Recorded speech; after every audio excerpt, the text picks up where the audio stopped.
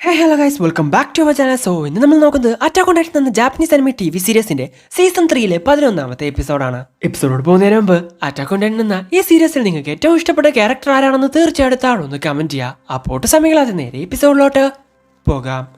Episode തുടക്കത്തിൽ നമ്മൾ കാണുന്നത് അനാഥരായ കുറച്ച് കുട്ടികളുടെ കൂടെ കളിച്ചുകൊണ്ടിരിക്കുന്ന ക്വീൻ ഹിസ്റ്റോറിയയാണ്. അവളിപ്പോ രാജ്ഞിയായി സ്ഥാനം ഏറ്റെടുത്തിട്ട് 2 മാസം കഴിഞ്ഞിരിക്കുന്നു. ഇതോ കണ്ട് ജിൻ ഇപ്പൊ അവളെ നാട്ടുകാർ വിളിക്കുന്നത് എന്താണെന്ന് അറിയോ നിങ്ങൾക്ക്? കന്നുകാലികളുടെ ദേവത. ഒരു രാജ്ഞിയായിട്ടും ഇതൊക്കെ ചെയ്യുന്ന ഇവളെ പിന്നെ എന്താ വിളിക്കേണ്ടത്? ഇങ്ങനെ പോയാ ട്രസ്റ്റിലെ ആ ദ്വാരം അടച്ചവനെ പെട്ടെന്ന് തന്നെ എല്ലാവരും മറക്കും. ഇതോ കേട്ട് എറിൻ ഹിസ്റ്റോറിയ രാജ്ഞിയാവാൻ തീരുമാനിച്ചത് തന്നെ ഇതൊക്കെ ചെയ്യാൻ വേണ്ടിയിട്ടാ. പാവപ്പെട്ടവരെയും അനാഥരെയും അണ്ടർഗ്രൗണ്ടിൽ നിന്നും പുറത്തു വരാൻ ആഗ്രഹിക്കുന്നവരെയൊക്കെ സഹായിക്കാൻ വേണ്ടി. അണ്ടർഗ്രൗണ്ടിൽ ജനിച്ചു വളർന്നതുകൊണ്ട് ക്യാപ്റ്റന്റെ സപ്പോർട്ടും അവൾക്കുണ്ടായിരുന്നു. ആർക്കെങ്കിലും സഹായം ആവശ്യമാണെങ്കിൽ അവൾ എവിടെയാണെങ്കിലും അവരുടെ അടുത്തെത്തും. അതാണ് ഹിസ്റ്റോറിയ ചെയ്യാൻ ആഗ്രഹിച്ചത്. ഇതേസമയം ഹേയ്, നിങ്ങളെന്താ ഇവിടെ വെറുതെ നിൽക്കുവാണോ എന്ന് ചോദിച്ചുകൊണ്ട് ഹിസ്റ്റോറിയ അവളുടെ അടുത്തോട്ട് വരുന്നു. അവിടെ ഇരിക്കുന്ന കുറച്ച് സാധനങ്ങൾ അവരോട് അകത്ത് കൊണ്ടുപോയി വെക്കാൻ പറയുന്നു. ഓ, വന്ന് അവൾ എന്റെ അമ്മയെ പോലെയാണ് ഇപ്പോ പെരുമാറുന്നത് എന്ന് അവളുടെ പെരുമാറ്റം കണ്ട് പറയുവാണ് ജിൻ. നിന്റെ ഹാർഡനിങ് കഴിവ് ഇനിയും വർദ്ധിപ്പിക്കാനുള്ള പ്രാക്ടീസ് ഒക്കെ നന്നായി പോകുന്നുണ്ടെന്ന് കേട്ടല്ലോ. അതെ, ശരിയാണ്, നന്നായി പോകുന്നുണ്ട്. പക്ഷെ നമ്മൾ ഇനിയും വൈകിയാൽ അവർ രണ്ടുപേരും തിരിച്ചു വരാൻ സാധ്യതയുണ്ട്. ഇത് കേട്ട് ഹിസ്റ്റോറിയക്ക് കാര്യം മനസ്സിലാവുന്നു. റെയ്നറും ബെർഡോൾഡും തിരിച്ചു വന്നാൽ നീ എന്തു ചെയ്യും? അവരെ ഞാൻ ഇല്ലാതാക്കും, വേറെ വഴിയില്ല. ഇത് കേട്ട് ഹിസ്റ്റോറിയ ഈ ലോകത്തെ പറ്റിയും ഈ ലോകം എന്തുകൊണ്ടാ ഇങ്ങനെ ആയതെന്നും നമുക്ക് പെട്ടെന്ന് അറിയാൻ സാധിച്ചാൽ മതിയായിരുന്നു. നമ്മൾ ഇതുവരെ ചെയ്ത കാര്യങ്ങൾ ഓർത്ത് എനിക്ക് പശ്ചാത്താപിക്കണമെന്നില്ല. അണ്ടർഗ്രൗണ്ടിൽ നിന്നും വന്ന കുട്ടികൾ പോലും ഇപ്പോൾ ചിരിക്കുന്നുണ്ട്. അപ്പൊ തീർച്ചയായിട്ടും ഇത് തെറ്റായിട്ടുള്ള ഒരു തീരുമാനമായിരിക്കില്ല എന്ന് പറയുവാണ് ഹിസ്റ്റോറിയ. നീ ചെയ്തത് നല്ല കാര്യം തന്നെയാ എന്ന് എറിനും അവളോട് പറയുന്നു. ഇത് കേട്ട് അവൾക്ക് എന്തോ പോലെ തോന്നുന്നു. ഇതേ സമയമാണ് ഇതൊക്കെ കണ്ടുകൊണ്ട് മിക്കാസ അങ്ങോട്ട് വരുന്നത്. ഹേയ് എറിൻ, ട്രെയിനിങ് ചെയ്ത് നീ ഒരുപാടധികം ക്ഷീണിച്ചു കാണും. അതിങ്ങത്താ, നീ പോയി റെസ്റ്റ് എടുക്ക എന്ന് പറഞ്ഞ് മിക്കാസ അത് മേടിക്കുന്നു. ഹേയ്, ഞാൻ നിന്നോട് ഒരുപാട് പ്രാവശ്യം പറഞ്ഞിട്ടുണ്ട് എന്നെ ഒരു കിളവനെ പോലെ കാണരുതെന്ന്. അതിവിടെ മിലിറ്ററിയിൽ നടന്ന അഴിച്ചുപണി കാരണം കഴിവുള്ള ഒരുപാട് പേരെ മനുഷ്യരാശിക്ക് നഷ്ടമായി. പക്ഷേ ചാപ്പലിനടിയിലെ ഗുഹക്കുള്ളിൽ നിന്നും കിട്ടിയ തിളങ്ങുന്ന വസ്തു ഇതുവരെ നമ്മൾ നേടിയ ഒരുപാട് നേട്ടങ്ങളിൽ ഒന്നായിരുന്നു. മാത്രമല്ല, ഹെറിന്റെ ഹാർഡനിങ് കഴിവ് ഉപയോഗിച്ച് ടൈറ്റനുകളെ പ്രതിരോധിക്കാൻ പുതിയൊരു ആയുധം കണ്ടെത്തി. സോ പൊട്ടിയ മതിലിന്റെ അവിടെ ടൈറ്റനുകൾക്ക് കയറാൻ പറ്റാത്ത രീതിയിൽ ഒരു ഹോൾ ക്രിയേറ്റ് ചെയ്ത് ടൈറ്റനുകളെ അങ്ങോട്ട് ആകർഷിക്കുന്നു. കൃത്യസ്ഥലത്ത് എത്തുന്ന സമയത്ത് അതിന്റെ നോബ് ഭാഗത്തോട്ട് ഒരു വലിയ മരക്കഷ്ണം വെച്ചടിക്കുന്നു. സോ അവിടെ വെച്ച് ആ ടൈറ്റൻ ഇല്ലാതാവുന്നു. സോ ഒരു സൈനികരുടെ ജീവൻ പോലും നഷ്ടപ്പെടാതെ ആ ടൈറ്റനുകളെ ഇല്ലാതാക്കാൻ പുതിയൊരു മാർഗം അവർക്ക് കിട്ടിയിരിക്കുന്നു. ഇതേ സമയം ഹെറിന്റെ ഹാർഡനിങ് കഴിവ് ഉപയോഗിച്ച് ഒരുപാട് പരീക്ഷണങ്ങൾ നടത്തിയത് കൊണ്ട് തന്നെ അവന്റെ ശരീരം ഒരുപാടധികം ക്ഷീണിക്കുന്നു. അവന്റെ വായിൽ നിന്നെല്ലാം ബ്ലഡ് വരുന്നു. വിശ്രമമൊന്നുമില്ലാതെ അവന്റെ ഹാർഡനിങ് കഴിവ് ഉപയോഗിച്ച് നമ്മൾ ഒരുപാട് പരീക്ഷണങ്ങൾ നടത്തുന്നില്ലേ, അത് കാരണമായിരിക്കും ഇവൻ ഇങ്ങനെ സംഭവിച്ചത് എന്ന് പറയുവാണ് ക്യാപ്റ്റൻ ലീവായ്. ക്ഷമിക്കണം എറിൻ എന്ന് ഹാൻജിയും പറയുന്നു. ഹേയ്, അതിന്റെ ആവശ്യമില്ല, ഞാൻ ക്ഷീണിച്ചത് ഇവിടെ വലിയ പ്രധാനമല്ല. പെട്ടെന്ന് തന്നെ ഈ ആയുധം പൂർത്തിയാക്കിയിട്ട് വേണം നമുക്ക് സിഗാക്ഷിനയിലോട്ട് പോകാൻ എന്ന് പറയുവാണ് എറിൻ. പിന്നീട് നമ്മൾ കാണുന്നത് എറിനും മിക്കാസിയും ആർമിനും മറ്റുള്ളവരെല്ലാവരും ഫുഡ് കഴിച്ചുകൊണ്ടിരിക്കുന്നതാണ്. സോ മിലിറ്ററി പോലീസിലായിരുന്ന മാർലോയും ഇപ്പൊ ഇവരുടെ കൂടെ ചേർന്നിട്ടുണ്ട്. അങ്ങോട്ട് വന്ന മാർലോയോട് ഹിച്ചിനെ പറ്റി ചോദിക്കുവാണ് അവർ. സർവീസ് കോപ്സിൽ ചേരാൻ അവൾക്ക് ആഗ്രഹമില്ലെന്നും മിലിറ്ററി പോലീസിൽ ചേർന്ന് സുഖമായിട്ട് ജീവിക്കാനാണ് അവളുടെ ആഗ്രഹമെന്നും മാർലോ അവരോട് പറയുന്നു. ഓ, നിങ്ങൾ രണ്ടുപേരും ഭയങ്കര കൂട്ടായിരുന്നല്ലോ. നീ ഇങ്ങോട്ട് പോരുന്ന സമയത്ത് അവളൊന്നും പറഞ്ഞില്ലേ? എന്നെ കൊണ്ട് ഇതൊന്നും പറ്റില്ല, പറ്റാത്ത പണിക്കൊന്നും പോവണ്ട എന്നൊക്കെ അവൾ പറഞ്ഞതാ. പക്ഷെ പോരാൻ നേരത്ത് അവളെ പോലെ ഒരു ഭീരുവല്ല ഞാനെന്ന് ഞാൻ അവളോട് പറഞ്ഞു. ഇത് കേട്ട് അവനെ കഴുത എന്ന് വിളിക്കുവാണ് ജിൻ. എന്താ, മാർലോ പറഞ്ഞതല്ലേ ശരി എന്ന് എറിൻ ചോദിക്കുന്നു. അല്ല, എന്തായാലും മാർലോയെ പോലെ ആവേശം കാണിക്കുന്നത് പോരാടി പരിചയമില്ലാത്ത റിക്രൂട്ടുകളാണ്. ഇത് കേട്ട് അവന്റെ പുറകിൽ നിന്നും കുറച്ചു പേര് എഴുന്നേറ്റ് വരുന്നു. ഹേയ്, നീയാര് വലിയ യുദ്ധവിദഗ്ധനോ? ഒന്നില്ലെങ്കിലും നമ്മളെല്ലാവരും ഒരുമിച്ച് 104ാം കോപ്സിൽ ഉണ്ടായിരുന്നവരല്ലേ. പിന്നെ ഞങ്ങൾ മാത്രമല്ല, ഇവിടെ ഇരിക്കുന്ന ഒട്ടുമിക്ക എല്ലാവരും വാൾമറിയെ തിരിച്ചു പിടിക്കാൻ പോകുന്നതിന്റെ സന്തോഷത്തിലാണ്. പക്ഷേ നിങ്ങളുടെ സ്ക്വാഡ് മാത്രം എന്താ ഇങ്ങനെ? നിങ്ങളുടെ മുഖം കാണുന്ന സമയത്ത് തന്നെ ശരിക്കും നിങ്ങൾക്ക് എന്താ സംഭവിച്ചേ? ഓ, അത് നിനക്കറിയണോ? വേണ്ട, പിന്നെ ഒരിക്കലാവട്ടെ എന്ന് പറഞ്ഞ് അവരവിടെ നിന്നും പോകുന്നു. ഇതേ സമയം കോണി, ശരി, നാളെ ലീവല്ലേ, എന്റെ ഗ്രാമം വരെ ഒന്ന് പോയി നോക്കണം, എന്തെങ്കിലും മാറ്റം സംഭവിച്ചിട്ടുണ്ടോ എന്ന് നോക്കണ്ടേ. ഓക്കെ, ഗുഡ് നൈറ്റ് എന്ന് പറഞ്ഞ് അവിടെ നിന്നും പോകുന്നു. ഇതോ കണ്ട് സശ, കോണിയുടെ അമ്മയെ എന്തെങ്കിലും തിരിച്ച് മനസ്സിലാക്കാൻ സാധിക്കുമല്ലേ? അതെ, ടൈറ്റനുകളെ പറ്റിയുള്ള കാര്യങ്ങൾ നമുക്ക് ഇതുപോലെ തന്നെ പെട്ടെന്ന് മനസ്സിലാവുകയാണെങ്കിൽ തീർച്ചയായിട്ടും ഒരു ദിവസം അത് നമ്മളെ കൊണ്ട് സാധിക്കും എന്ന് പറയുവാണ് ആർമിൻ. എന്ത്, അപ്പോ ടൈറ്റനുകളെല്ലാം മനുഷ്യരാണോ? ഇപ്പോ ഇതെല്ലാം ഒരു നിഗമനം മാത്രമാണ്. ഏകദേശം 60 വർഷത്തോളം അവസാനമില്ലാത്തൊരു ദുസ്വപ്നം പോലെയായിരുന്നു അത് എന്ന് ഏമിർ പറഞ്ഞത് എറിൻ ആലോചിക്കുന്നു. ദുസ്വപ്നം അല്ലേ?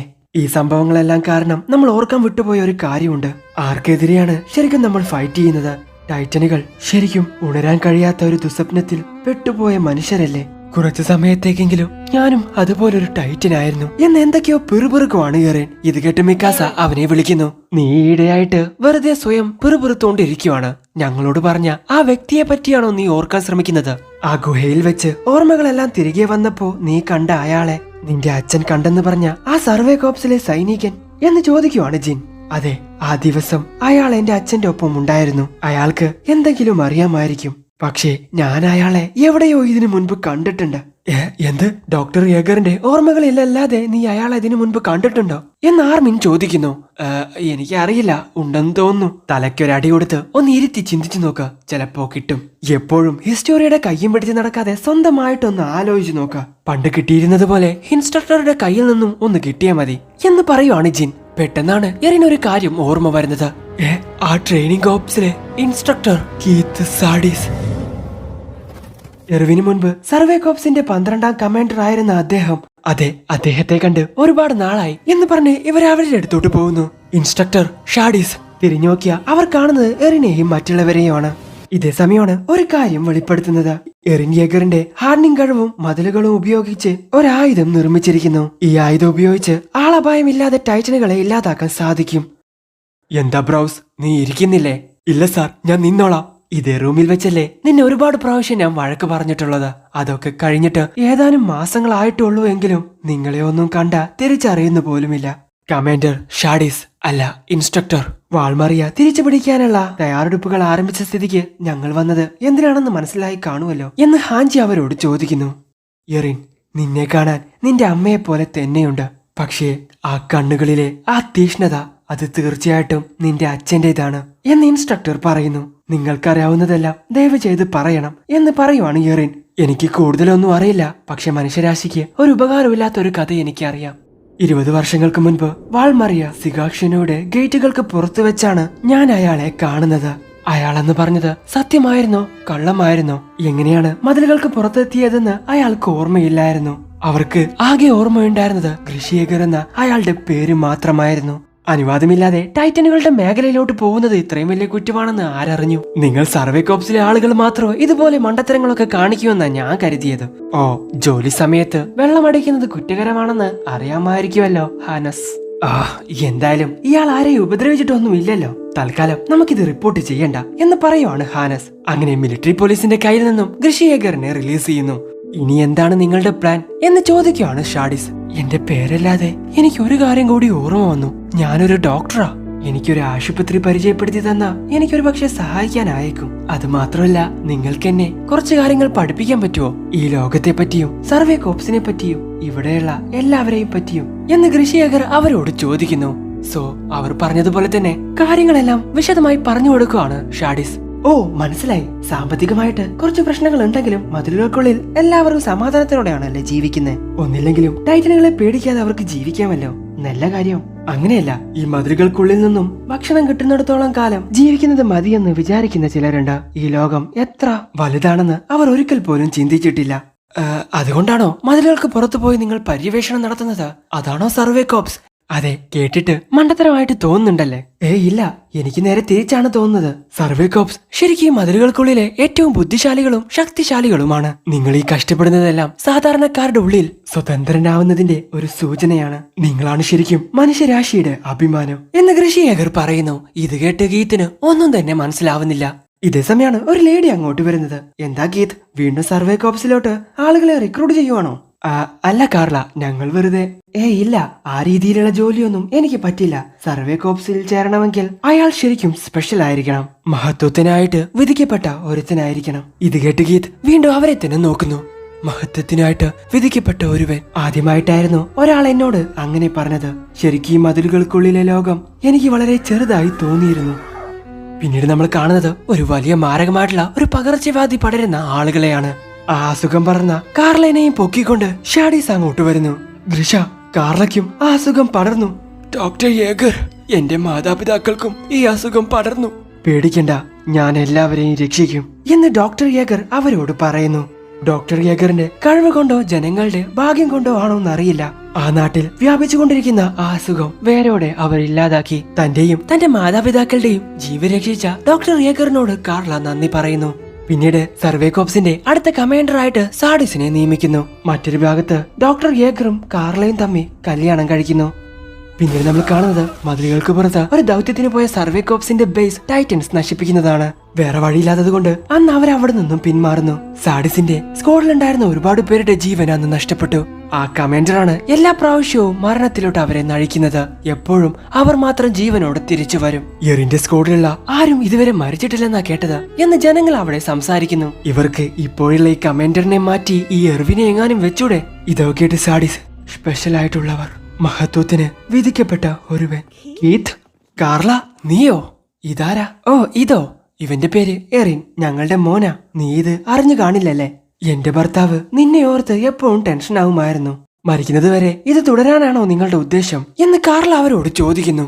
ഇത് കേട്ട് കുറച്ച് ദേഷ്യത്തോടെ സാഡിസ്, ഇവിടെയുള്ള ഭൂരിഭാഗം പേരും ഒന്നും നേടാതെ ജനിച്ചു മരിക്കുന്നതിന്റെ കാരണം അറിയോ നിനക്ക്? കാരണം അവരുടെ ജീവന് ഒരു വിലയുമില്ല. അങ്ങനെ ജീവിക്കേണ്ടി വന്നാൽ ഒന്ന് ലജ്ജിക്കാൻ പോലും അവർക്കറിയില്ല. അവർക്ക് മഹത്വം കൈവരിക്കാൻ സാധിക്കുമോ? ഇല്ല, അതെന്താണെന്ന് പോലും അവർക്ക് മനസ്സിലാകില്ല.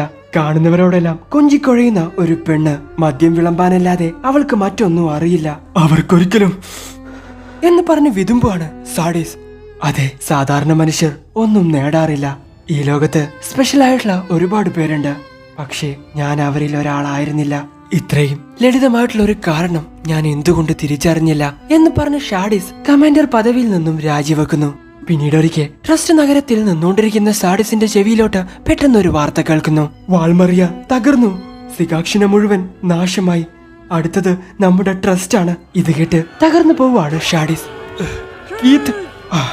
മനസ്സിലായി, ഇതിനെല്ലാം കാരണം നീയായിരുന്നു എന്ന് പറഞ്ഞ് കൃഷിയേക്കറിനെ നോക്കുവാണ് കീത്ത്. പിന്നീട് നമ്മൾ കാണുന്നത് വാൾമറയിൽ നിന്നും ട്രസ്റ്റിലോട്ട് രക്ഷപ്പെട്ടു വന്ന എറിനെ കാണാൻ വേണ്ടി വരുന്ന അവന്റെ അച്ഛനെയാണ്. എറിൻ, എഴുന്നേക്ക, നിന്റെ അമ്മയ്ക്ക് കുഴപ്പമൊന്നുമില്ലല്ലോ? അച്ഛാ, അമ്മയെ ഒരു ടൈറ്റൻ തിന്നു. ഇത് കേട്ട് കീത്തിന് വിശ്വസിക്കാൻ സാധിക്കുന്നില്ല. നിന്റെ അമ്മയ്ക്ക് വേണ്ടി നീ പ്രതികാരം ചെയ്യണം, നിനക്ക് പറ്റും. ശരി, നമുക്ക് പോകാം എന്ന് പറഞ്ഞ് കൃഷിയേക്കർ അവനെ വിളിച്ചോണ്ട് അവിടെ നിന്നും പോകുന്നു.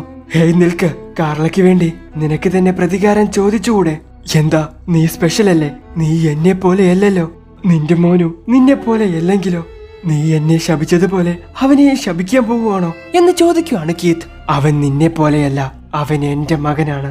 അതുകൊണ്ട് ദയവ് ചെയ്ത് ഇതിൽ തലയിടരുത് എന്ന് പറഞ്ഞ് എറിനെയും കൊണ്ട് കൃഷിയേക്കർ അവിടെ നിന്നും പോകുന്നു. പിന്നീട് നമ്മൾ കാണുന്നത് മലമുകളിലെ ഒരു കാട്ടിൽ വെച്ച് ഒരു മിന്നൽ അടിക്കുന്നതാണ്. ഇത് കണ്ട് കീത്ത് ആ പ്രകാശം വന്ന സ്ഥലത്തോട്ട് പോയി നോക്കുന്നു. അങ്ങോട്ട് ചെന്ന് അദ്ദേഹം കാണുന്നത് താഴെ കിടക്കുന്ന എറിനെയാണ്. പിന്നീട് ബോധമില്ലാത്ത നിന്റെ ശരീരം ഞാൻ അവിടെ തന്നെ കൊണ്ടുവച്ചു. ഇത്രമാത്രമേ എനിക്കറിയൂ. ഇത്രയുള്ളോ? അപ്പൊ ഇതായിരുന്നു നിങ്ങൾ രാജിവെക്കാനുള്ള കാരണം? മരിച്ച സൈനികരെ ഓർത്ത് കുറ്റബോധം തോന്നിയിട്ടല്ല, ഒരിക്കലും സ്പെഷ്യൽ ആയിരുന്നില്ല എന്ന് മനസ്സിലായത് കൊണ്ടാണോ നിങ്ങൾ രാജിവെച്ചത്? ഇങ്ങനെ ഒരു ഉറപ്പില്ലാത്ത തീരുമാനം കൊണ്ടാ നിങ്ങൾ ഇപ്പോ ഇവിടെ ഇരിക്കുന്നത് എന്ന് പറഞ്ഞ് അവരോട് ദേഷ്യപ്പെടുവാണ് ഹാൻജി. അദ്ദേഹം പറഞ്ഞത് ശരിയാണ്, എനിക്കും ഒരു പ്രത്യേകതയൊന്നുമില്ല, പക്ഷേ ഞാൻ മഹാനായ ഒരു മനുഷ്യന്റെ മകനാണ് എന്ന് പറയുവാണ് എറിൻ. നിന്റെ അമ്മ എന്നോട് പറഞ്ഞ ഒരു കാരണമാണിത്. ഒരു പ്രത്യേകതയില്ലെങ്കിലും എന്താ കുഴപ്പം? അതിലെന്താണ് ഒരു തെറ്റ്? എന്റെ മകന് ഒരു പ്രത്യേകതയില്ലെങ്കിലും മഹത്വത്തിന് വിധിക്കപ്പെട്ടവനല്ലെങ്കിലും ഒരു കുഴപ്പവുമില്ല. അവൻ മറ്റുള്ളവരെക്കാൾ മികച്ചതാവണമെന്നില്ല, പക്ഷേ എന്റെ കണ്ണിൽ അവൻ എപ്പോഴും സ്പെഷ്യലാണ് എന്ന് പറയുവാണ് അവന്റെ അമ്മ. ഈ ലോകത്ത് നീ ജനിച്ചു എന്ന ഒറ്റ കാരണം കൊണ്ട് തന്നെ നീ നിന്റെ അച്ഛൻ ആഗ്രഹിച്ചതുപോലെ തന്നെയായി. നിന്റെ ഹൃദയത്തിൽ നീ കൊളുത്തിയ ആ തീ, അത് തീർച്ചയായും മതിലുകൾക്ക് പുറത്തു വെച്ച് നിന്നെ ചാരമാക്കും. അവസാനം നിനക്കൊന്നും മാറ്റാൻ സാധിക്കില്ല. അപ്പോൾ ഞാൻ വെറുമൊരു കാഴ്ചക്കാരൻ മാത്രമായിരിക്കും എന്ന് അവിടെ നിന്നും പോകുന്ന എറിനെ നോക്കി ചിന്തിക്കുവാണ് ഷാഡിസ്. സോ അവിടെ വെച്ച് ഈ എപ്പിസോഡ് അവസാനിക്കുന്നു. എന്തായാലും നിങ്ങൾക്ക് ഇവിടെ ഇഷ്ടപ്പെടുന്ന ലൈക്ക് ചെയ്യുക, ഷെയർ ചെയ്യുക, സബ്സ്ക്രൈബ് ചെയ്യാത്ത പല ഗുണങ്ങളും അടുത്ത എപ്പിസോഡ് അടുത്ത ദിവസം വരാതെ വരയ്ക്കും. ബൈ.